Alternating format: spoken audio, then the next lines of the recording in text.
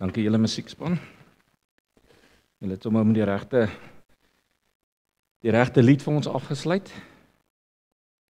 'n Wonderlike tyd wat ons in is.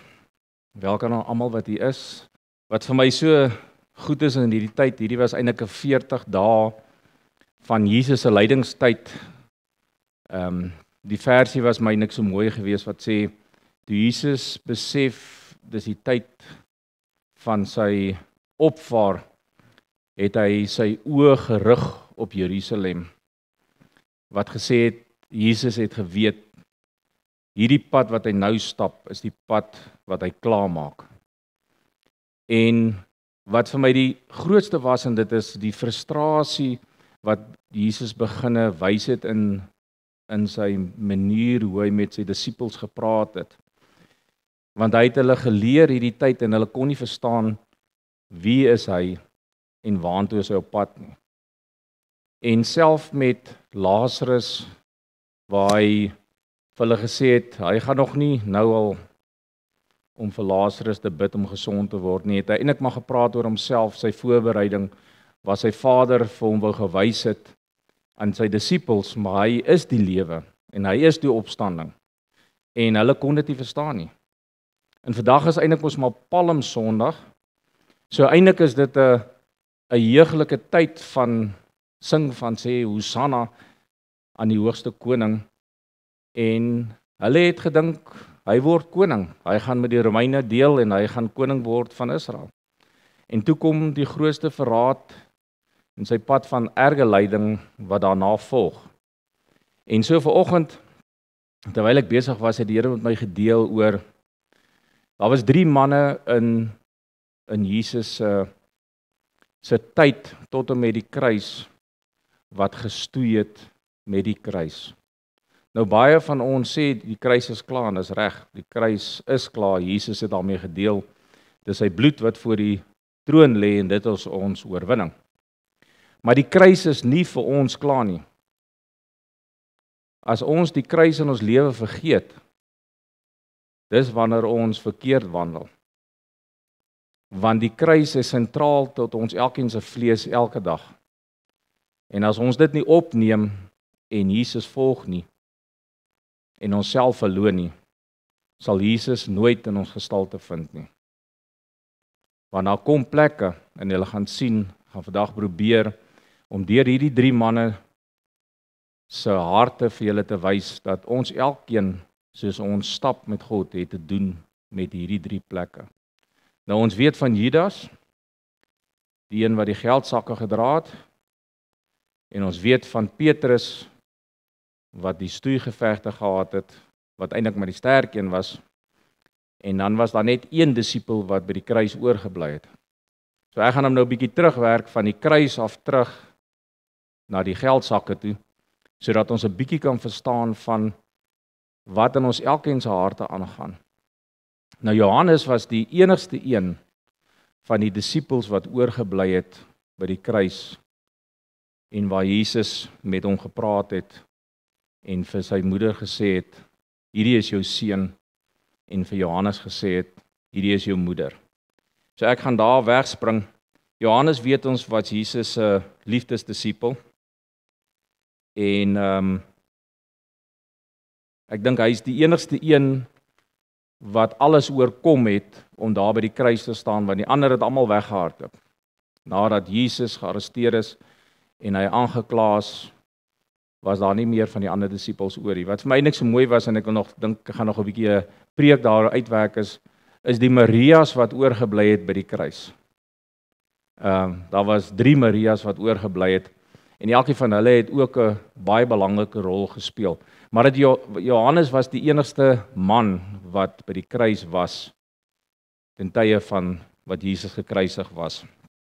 En om te kan verstaan wat dit beteken, dat ons nie die kruis moet vergeet nie, het ek 'n storieetjie, ek het 'n werklike verhaal gaan soek van iemand wat bietjie kon skryf oor waar deur hy gegaan het, en ek het 'n storie gesoek wat relevant is tot ons tyd, wat julle sal sien in die harte uitgespeel word.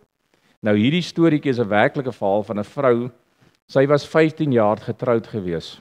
Sy het die dag by die huis gekom en haar man het vir haar gesê, ek wil nie meer by jou wees nie, ek het 'n ander vrou gekry en die huis verlaat.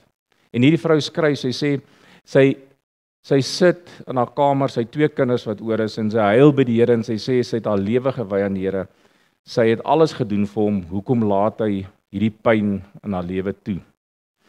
En die aand toe lees sy hierdie vers wat ek vir julle aangehaal het. As iemand agter my wil aankom, Lukas 9:23, moet hy homself verloon, sy kruis daagliks opneem en my volg.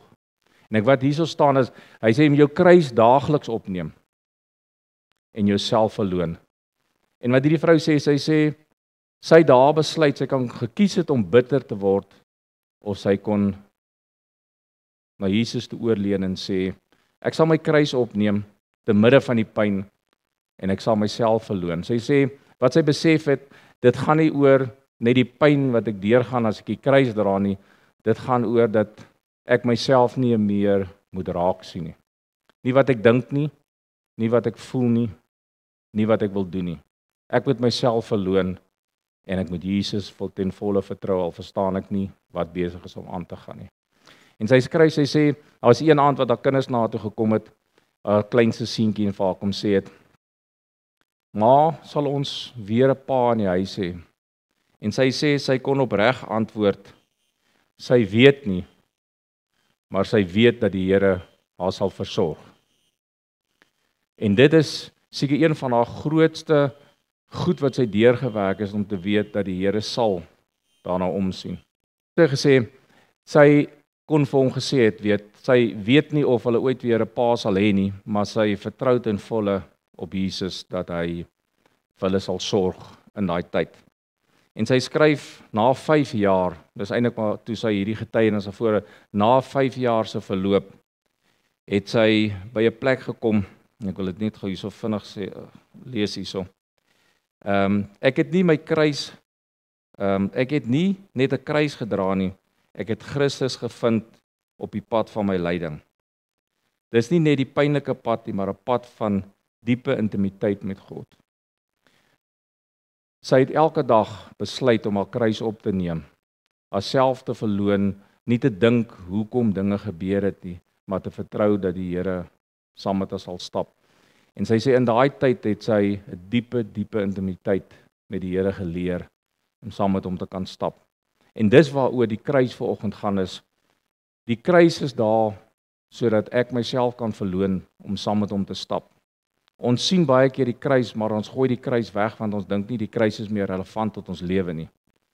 So ons gaan vanoggend hierdie 3 beelde hê. Een van liefde, want Johannes was die liefdesdisipel. Petrus, hy was die aggressiewe een wat die ore afgekap het en op die einde van die dag weggehardloop het. En dan het ons die een gehad wat die geldsakke gedra het. En elkeen van ons kom in ons lewe met een van hierdie dinge te doen op ons pad. As 'n Christen saam met Jesus waar ons stap. En die eerste een is Johannes, die liefdesdisipel. Hy het gebly staan. In die middel van die pyn, hierdie vrou, sy praat van die pyn, in die middel van die pyn van die kruisiging van die een wat hy liefhet, het hy gebly staan. In die middel van moontlike vervolging wat kon wees dat hy saam met Jesus gekruisig sal word of weggeneem word, het hy bly staan. En daarso het hy eintlik sy grootste, hy was eintlik die laaste disipel wat 'n sermon, wat 'n preek gekry het van Jesus af, omdat hy bly staan in te midde van die pyn. Toe Jesus vir hom gesê het, waar die kerk werklik oor gaan, is dat julle na mekaar sal omsien. Hierso is jou seun, daar is jou moeder. En wat Johannes gedoen het, daar staan geskryf, en Johannes het onmiddellik haar in sy huis opgeneem. Hy het nie eens 2 goed gehad rondom dit nie. En wat die Here vir ons volgende vir ons wil sê deur Johannes is, dat as kerk sien hy ons as familie. En moet ons te midde van die pyn wat ons deurgaan en die lyding wat ons deurgaan, daar kan wees vir mekaar. Want die tye kom en die liefde kan alles oorkom. En Johannes het gebly staan om te kan hoor dat ons is eintlik maar familie. En dat hy verwag van sy huis dat ons as 'n familie kan wees. En vanoggend is ek bly Ons het die naam in ons kerk ingebid dat ons 'n familiekerk is. Want dit is wat God van ons verwag, om saam met mekaar te kan stap te midde van die pyn en nog steeds as vriende kan saam wees deur die dinge wat ons gaan, wat vir ons moeilik is. So Johannes was die liefdeste disipel en hy het die opdrag gekry wat later in die Nuwe Testament maar dink ek groot uitgekom het onder die disipels is, dat ons na mekaar moet omsien. Die tweede was Petrus. Petrus, weet ons, hy was die aggressiewe een gewees. Hy het die swaard ook gedra. Toe hulle in die tuin is, was hy die een wat sy swaard uitgepluk het en die ore afgekap het van hulle wat gekom het om Jesus te arresteer. So ons, as ons na onsself kyk, ons is altyd sterk en manhaftig, ons wil veg. Weet, as iets gebeur, wil ons in ons eie krag optree. Dis eintlik wat Petrus hier gedoen het. Hy het eintlik, ek dink hy het die rol geneem van al die disippels om Jesus te beskerm en op te staan vir as iets sou gebeur. En Jesus sê vir hom, my koninkryk is nie van hierdie wêreld nie. As dit was, sou elkeen hulle swaard opgeneem het. Ek kan nie dink waar deur Petrus gegaan het nie. Ons kan ons voorstel, hier staan hy met die swaard, maar eintlik ontvang hy eintlik 'n uittrap en nie wel gedaan, hy het hom beskerm nie. Want die tweede keer wat Petrus gaan staan, het hy nie meer sy swaard nie. En wat is die eerste ding wat inkom? Is vrees. En dis dit maar wat in ons lewe gebeur, wanneer ons nie iets meer het om te beklei nie, dan begin ons bang raak, want die aanslag teen ons is te groot. En hy verloon Jesus, en die skrif sê, Jesus, toe hy hom verraai het, Jesus na hom gekyk, en hy het in die oë van Jesus gekyk, en hy het buitentoe gehardloop en bitterlik gehuil. Ek kan net dink wat in sy hart aangegaan het in daai oomblik, daar waar hy sy grootste swaard moes uitgehaal het, eintlik om te staan, om te sê, ek ken hom, het hy gehardloop. En hy het besef, maar ek het verkeerd gedoen. Ek dink hy het die liefde van Jesus gesien, hoe Jesus na hom gekyk het, want ons weet na die tyd het die Here gekom om weer te herstel. Maar hy het uitgehardloop en elkeen van ons vind ons baie keer wanneer ons, of dit nou in werksomstandighede is, of dit huisomstandighede is, ons sien dit vandag veral. Ek het hierdie storieetjie uitgehaal, juis oor hierdie gedeelte waar ons mans ons bevind. Wanneer dinge by die huis moeilik raak, wanneer ons in 'n stres gaan, dan los ons dit wat belangrik is. Ons wil nie meer daar bly nie, ons gee dit op. En hierso het Petrus in daai selfde struik getrap en hy het weggehardloop. So Petrus is die een waar ons, ek dink die meeste relevant is tot ons daaglikse lewe elke dag, is wanneer ons by die kruis van Christus staan en ons het nie meer 'n wapen om te veg nie, is dit die vrees wat inskop en dan hardloop ons. En dan kry ons vir Judas, die een wat die geldsakke dra. En ons weet Jesus het gesê, jy kan nie God dien en mammon nie. So as jy met die geld besig is, wat ons maar vind in vandag se kerke, het jy die twee keuses, of jy bly by die Here, of jy gaan mammon dien. En wat baie keer maar in die kerke gebeur is, mense begin die geld bestuur, jou predikers begin nie agter die geld aangaan, hulle begin die kerk bestuur soos 'n besigheid. Raak CEO's van 'n maatskappy wat hulle bestuur, die mense is net die manier om geld in te kry vir die plek. En ons luister nie meer wat Christus vir ons sê nie. So Judas het op 'n plek gekom waar hy 'n skaal gehad het. En ek wil hierso begin. Om iets in te ruil of te verkoop, moet jy die waarde daarvan verloor vir jouself. Dan nou as jy iets by die huis het en dit het nie meer vir jou waarde nie, dan besluit jy, okay, ek wonder wat die prys gaan wees vir hierdie ding, en dan sit jy hom daarso op Facebook, ons in die mootgroep, en jy sê, ek wil R500 hê vir hom. Nou Judas het by daai plek gekom, hy het saam met Jesus gestap, hy het saam met hom geëet, hy het sy liefde en sy wonderwerke ervaar, en toe kom hy by die plek waar hy sy calculations doen, en hy het sy waarde van wie Christus is, het hy verminder, en hy het hom gaan verkoop, en die 30 muntstukke het hy gevat. En ons sien wat na die tyd gebeur is, Nadat hy dit verkoop het, het hy agtergekom, hy het 'n fout gemaak. Nadat hulle hom weggevat het, het hy dink die skille van sy oë afgeval en hy het die berou gehad vir wat hy gedoen het. Maar dis die plek waar ek nou net vir 'n oomblik wil stil staan.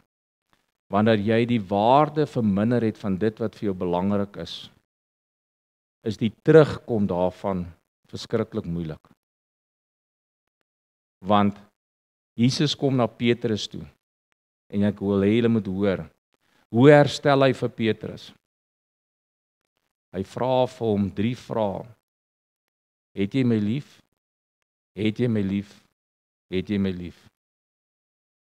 Dis onmoontlik om dit wat jy lief het, gaan uitverkoop. Dis onmoontlik om God te dien en te kan staan en die vrees te kan oorkom as jy hom nie ten volle lief het nie. Daar's 'n lyn wat loop na die kruis toe. En daai lyn se naam is liefde. As jy die waarde verminder, beteken dit jy's besig om die liefde te verminder. Want dit is die waarde wat dit het. En hy sê vir Petrus, as jy my lief het, kan jy my werk doen. As jy my lief het, sal jy omsien na my skape. As jy my lief het, sal jy die pad stap. Wie was Johannes, die liefdesdisipel? Hy het die hele pad gestap tot aan die einde. En wat sê die Here vir ons? Hy sê, julle moet mekaar bemoedig sodat julle die wedloop kan voltooi. Julle moet mekaar help om die pad te kan stap, om die wedloop te kan voltooi. En ons kom vanoggend waar ons staan op die plek wat ons sien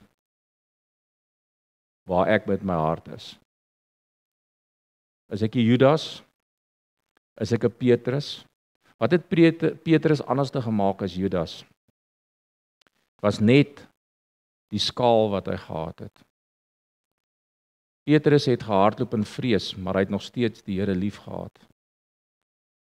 Maar Judas het die liefde weggegooi. Hy het die skaal gevat en hy het gesê, Jesus het nie meer vir my die waarde nie, so ek gaan hom verkoop op die markplein.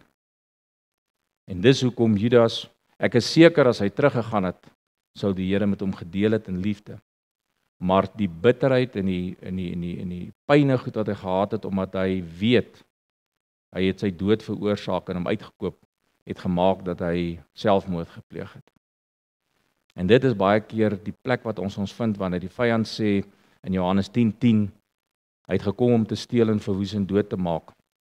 Hy steel dit wat vir ons waarde het in ons lewe. En dan kom verwoes hy dit wat rondom ons is. En al wat baie keer oorbly is selfmoord. Mense selfmoord pleeg, want ons het nie meer, ons het uitgekoop dit wat vir ons waarde gehad het. Vrees kan ons oorkom en ons kan terugkom, is makliker. Want die liefde maak alles toe. Dink die Here sê, die liefde bedek menigte sondes.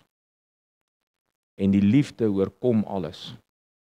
So Petrus kon herstel word in sy volheid, toe hy die liefde besef, want dit wat waarde het, kan net in stand gehou word deur liefde. En dit wat waarde het, sal jy as 'n vriend tot by die kruis gaan. Jy sal as 'n vriend tot by die pyn gaan. Jy sal as 'n vriend tot by die dood gaan, tot waar die lewe klaarmaak, wanneer die liefde sy volmaaktheid gevind het. En dit is my boodskap vanoggend. Ons gaan in hierdie tyd in ook, waar ons besef, maar Jesus het vir ons gesterf, maar ons wil nie altyd die kruis optel en onsself verloon nie. Want die wêreld sê, jy's iets, jy is waardevol. En ons sien dit op sosiale media, hoe die wêreld vir jou sê, man, moenie dat die wêreld so op jou trap nie. Jy staan op en veg vir jouself. Dit is waar jy by die 1 Petrus uitkom. Jy wil vir jouself veg. En dan wanneer die magte te groot raak, dan gaan ons om vrees in ons hart loop. Dis alleenlik wanneer ek myself kan verloon in die volheid van die liefde van Christus, dat ek sal toelaat dat Christus vir my veg, soos hierdie vroutjie gesê het.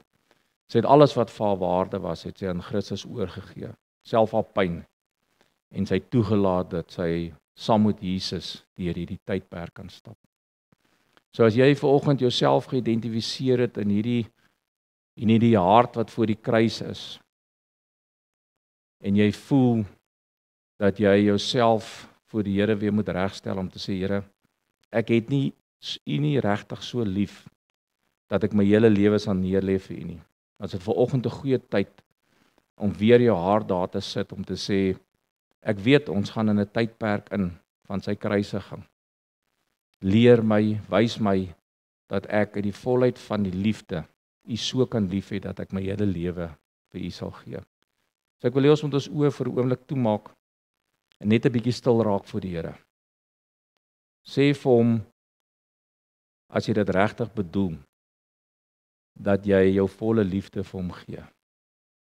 Hierdie is vanoggend 'n tyd om weer vas te maak, jou kruis op te tel, jouself te verloon en te sê, Here, ek sal elke dag my kruis optel. En die pad stap wat U vir my uitgesit het. Kom ons raak net so oomblik stil. Vader, dankie in hierdie oggend. Elkeen van ons voor U net vir 'n oomblik kan stil raak en besef, Here, U het die volle prys betaal. En daar in die kruis het U gesê, eintlik vir die kerk wat nog oor was, die Marias en Johannes, hier is jou ma, hier is jou seun. Here, dat ons sal besef dat die weduwees en die wese en die armes en die wat tekort het, dat in die huis van die Here is ons familie. En dat ons vanoggend weer ons lewe net voor die neersit. Here, dat ons vir ons vlees die kruis kan optel in die volheid van die liefde, dat ons diensbaar raak, totdat die pyn vir ons dalk so erg raak, Here, maar dat ons sal weet dat die liefde alles kan oorkom. Ons gee dit vanoggend oor. Alles wat ons dra, alles wat ons aan onsself vashou, gee ons vanoggend oor aan U. Sê, Here, ek wil U vertrou. U is die opstanding.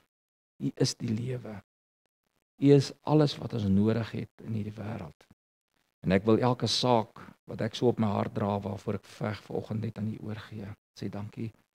Dankie dat ek U so kan lief hê en kan vertrou dat U hierdie prys betaal het, sodat ek nie hoef bekommerd te wees oor dit nie. U sal alles ten goeie laat uitwerk. U sal alles in plek bring. Alles dit verstaan ek nie wat besig is om te gebeur nie. Gee ek dit vir U en ek sê dankie. U is die een wat alles in plek sal bring. Ons loof en prys U in Jesus naam. Amen. Dankie julle. Ek het nie 'n lang boodskap vanoggend nie, want ek wil hê die boodskap moet indring in ons elkeen se harte. Hierdie is 'n kosbare tyd van refleksie na die kruis toe, om te besef waar staan ons as 'n familie eerstens, maar ook in ons lewe tot Christus, dat daar's genade vir ons te midde van die foute wat ons maak, maar dit is die liefde wat alles oorkom. Amen. Kom ons hou net toe. Vader, dankie dat ons kan gaan in U vrede, in U liefde, in U almag. Dankie dat U elkeen seën en waar ons uitgaan, dat ons 'n seën vir die wêreld sal wees, dat U naam verheerlik sal word en dat U met ons is tot aan die einde van die tyd. Ons loof U in Jesus naam. Amen. Amen julle, dankie.